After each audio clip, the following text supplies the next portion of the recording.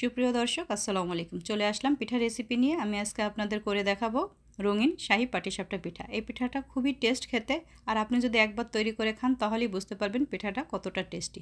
তাহলে চলুন ঝটপট তৈরি করে নিই। আমি এখানে একটা বোল নিয়ে নিব 2 কাপ শুকনা চালের গুঁড়া। আপনারা চাইলে ভেজা চালের গুঁড়াটাও নিতে পারেন। আর দিয়ে দেবো 1 কাপ ময়দা। ময়দাটা দিলে পিঠাটা অনেক নরম সফট থাকে, খুবই ভালো লাগে খেতে। আর দিয়ে দিব এখানে হাফ কাপের থেকে একটু কম চিনি, দিয়ে দিব হাফ কাপ গুঁড়া দুধ, পরিমাণ মতো লবণ, আর দিয়ে দিব একটা ডিম। ডিমটাকে আমি সুন্দর করে ফেটে নিয়েছি।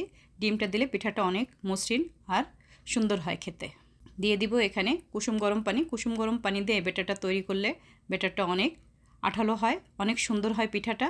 আমি প্রথমে রুটির ডোর মতো এটাকে ভালো করে হাত দিয়ে মেখে নিব, তারপর অল্প অল্প পানি দিয়ে এটাকে একটা পাতলা ব্যাটার তৈরি করে নেব। দেখেন কতটা পাতলা। আমি এখন এখান থেকে কিছুটা ব্যাটার বাটিতে তুলে নিব কালার করার জন্য। আমি 2 রকমের কালার করব, আপনারা চাইলে যে কোনো কালার করতে পারেন। আমি লাল আর সবুজ দিয়ে এই পিঠাটা তৈরি করব। আমি এখানে কিছুটা ফুড কালার দিয়ে দিলাম, দিয়ে এটাকে এখন কালার করে নেব লাল আর সবুজ। আমি এখন পিঠার খিসাটা তৈরি করে নিব। আমি একটা প্যান বসিয়ে দিয়েছি, দিয়ে দিব 1 টেবিল চামচ ঘি। ঘি দিয়ে আমি যে এই পিঠার ক্ষীরটা তৈরি করব তার ভিতর যে চালের গুঁড়াটা দেবো, ওই চালের গুঁড়াটা প্রথমে আমি ভেজে নিব। চালের গুঁড়াটা ঘিয়ের ভিতরে ভেজে নিলে আমি যখন দুধের ভিতরে দিয়ে দিব চালের গুঁড়াটা, তখন একটা খুবই সুন্দর ফ্লেভার বের হবে, খুবই ভালো লাগে খেতে। আমি এখানে 3 টেবিল চামচ পরিমাণ চালের গুঁড়া ভেজে নিচ্ছি 1 কেজি দুধের জন্য। আর দুধটাকেও আমি অনেক ঘন করে জাল দিয়ে রেখেছি। দুধ যত ঘন হবে এই পিঠাটা খেতে ততটাই টেস্ট হবে। আমি চুলার আঁচটা লোতে রেখে লাল লাল করে চালের গুঁড়াটাকে ভেজে নেব ঘিয়ের ভিতরে। খুব সুন্দর করে ভেজে নিতে হবে, তাহলে কিন্তু খুবই সুন্দর একটা সেন্ট বের হবে পিঠার থেকে। আর যদি আপনি এমনি দিয়ে দেন চালের গুঁড়াটা, এই ফ্লেভারটা আর বের হবে না পিঠার থেকে। আমি এখন আর একটা হাঁড়িতে এখানে যে দুধ বসিয়ে দিয়েছি, দুধটা দেখেন কতটা ঘন করে আমি জাল দিয়ে নিয়েছি। এখানে আমি জাল দেওয়া দুধ 1 কেজির মতো নিয়েছি। এখন এখানে দিয়ে দিব আমি 1 কাপ গুঁড়া দুধ। গুঁড়া দুধটা দিলে পিঠাটা খেতে আরও টেস্ট হবে, আর দুধটাও খুব তাড়াতাড়ি ঘন হয়ে যাবে। দিয়ে আমি একটু ভালো করে মিশিয়ে নেব দুধটাকে প্রথমে। এখন দিয়ে দিলাম হাফ কাপ চিনি। মিষ্টিটা আপনারা আপনাদের স্বাদ অনুযায়ী দেবেন, যে যেরকম মিষ্টি পছন্দ করেন। দিয়ে দিলাম 1 চিমটি এলাচ গুঁড়া। দিয়ে দিলাম পরিমাণ মতো একটু লবণ, সামান্য লবণ। লবণটা দিলে মিষ্টিটা খেতে ভালো লাগে। দিয়ে এটাকে এখন ফুটিয়ে নেব দুধটাকে ভালো করে। এমনি জাল দেওয়া আছে দুধ, আমি বেশিক্ষণ জাল দিব না, জাস্ট একটু ফুটিয়ে নিব। ফুটিয়ে নিয়েছি আমি। এখন এখানে দিয়ে দিব ওই যে ভেজে রাখা চালের গুঁড়াটা। চালের গুঁড়াটাকেও আমি দুধ দিয়ে গুলিয়ে নিয়েছি, ওইটা অল্প অল্প করে দিয়ে এখন দুধটা রান্না করে নেব। চালের গুঁড়াটা দিয়ে অনবরত নাড়তে হবে, নাহলে কিন্তু নিচে পুড়ে যেতে পারে, তাহলে কিন্তু এই খিরসাটা আর খেতে ভালো লাগবে না, গন্ধ লাগবে একটা। তাই অনবরত নেড়ে এটাকে রান্না করে নিতে হবে। আমি এখন এখানে দিয়ে দেবো হাফ কাপ নারকেল। নারকেলটাও ভেজে নিয়েছি আমি। নারকেলটাও ভেজে নিলে কিন্তু এই খিরসাটা খেতে খুবই ভালো লাগে। আপনারা চাইলে নারকেল দিতেও পারেন, নাও দিতে পারেন। আমি এখানে দিয়ে দিব আবার কিছুটা বাদাম কুচি। আমি এখানে কাজু বাদাম কুচি দিয়ে দিব, আপনারা চাইলে দিতে পারেন আপনাদের পছন্দ অনুযায়ী। আমি কুচি কুচি করে কেটে নিয়েছি বাদামটা, ওই বাদামটাই দিয়ে দিলাম এখানে। বাদামটা দিলে আমার কাছে খেতে খুবই ভালো লাগে।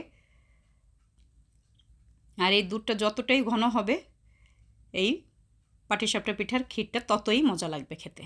ঘন হয়ে গিয়েছে। আমি এখন এখানে দিয়ে দিব 1 টেবিল চামচ ঘি। এই ঘিটা দিলে এই খিরসাটা অনেক ভালো লাগবে খেতে, আর খুব সুন্দর একটা সেন্ট আসবে। এখন এটাকে একটু নেড়ে চেড়ে আমি নামিয়ে নিব।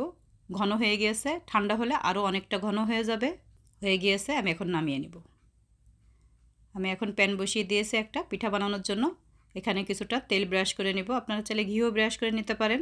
তেল ব্রাশ করে নিয়েছি, আর চুলার আঁচটা একদম মিডিয়ামে আছে। এখন দিয়ে দিব এখন একটা চামচ দিয়ে আমি একটু ডট ডট দিয়ে নিচ্ছি। সবুজ কালার প্রথমে দিচ্ছি, তারপরে লাল কালার দিয়ে এটাকে আমি একটু শুকিয়ে নিব। তারপরে পরিমাণ মতো ব্যাটার দিয়ে আমি পিঠাটাকে বানিয়ে নিব।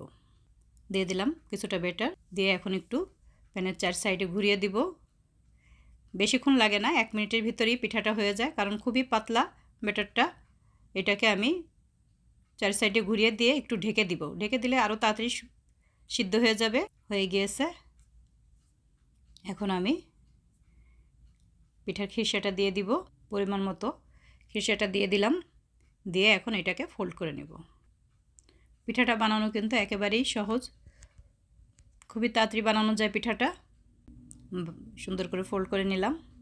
আমি একইভাবে আরেকটা পিঠাও আপনাদের বানিয়ে দেখাবো। কত সুন্দর হয়েছে পিঠাটা দেখেন। তুলে নিলাম আমি। আরেকটা পিঠাও আমি একইভাবে বানিয়ে নিব। প্রথমে একটু ডট ডট দিয়ে নিচ্ছি। আপনারা চাইলে যে কোনো কালারই করতে পারেন পিঠাটা। ব্যাটার দিয়ে দিলাম, দিয়ে আবার একইভাবে সুন্দর করে 4 সাইডে ঘুরিয়ে একটু ঢেকে দিয়ে কয়েক সেকেন্ড রান্না করে নিব। এখন ক্ষীরটা দিয়ে দিচ্ছি ভিতরে, দিয়ে আবার এটাকে একটু ফোল্ড করে নেব। একইভাবে আমি সবগুলো পিঠাই বানিয়ে নিব। হয়ে গেল এটাও। ফিরে আসবো সবগুলি বানিয়ে। তৈরি হয়ে গেল আমার মজাদার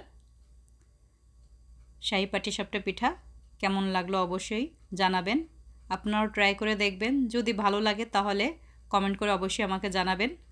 দেখেন কতটা সফট হয়েছে পিঠাটা, খেতে কিন্তু খুবই ভালো লাগে। যদি ভালো লাগে অবশ্যই লাইক কমেন্ট শেয়ার করবেন আর আমার চ্যানেলটাকে সাবস্ক্রাইব করে দেবেন। সবাই ভালো থাকবেন। আল্লাহ হাফেজ।